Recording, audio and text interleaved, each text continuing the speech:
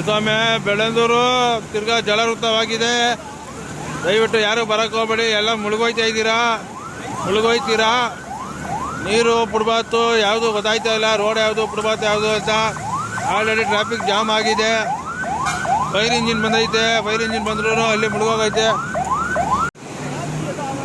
ಸ್ವಾಮಿ ಬೆಳ್ಳಂದೂರು ತಿರ್ಗಾ ಜಲವೃತವಾಗಿದೆ.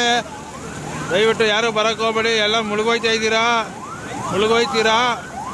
ನೀರು ಫುಟ್ಪಾತು ಯಾವುದು ಗೊತ್ತಾಯ್ತಾ ಇಲ್ಲ, ರೋಡ್ ಯಾವುದು ಫುಟ್ಪಾತ್ ಯಾವುದು ಅಂತ. ಆಲ್ರೆಡಿ ಟ್ರಾಫಿಕ್ ಜಾಮ್ ಆಗಿದೆ. ಫೈರ್ ಇಂಜಿನ್ ಬಂದೈತೆ, ಫೈರ್ ಇಂಜಿನ್ ಬಂದ್ರೂ ಅಲ್ಲಿ ಮುಳುಗೋಗೈತೆ.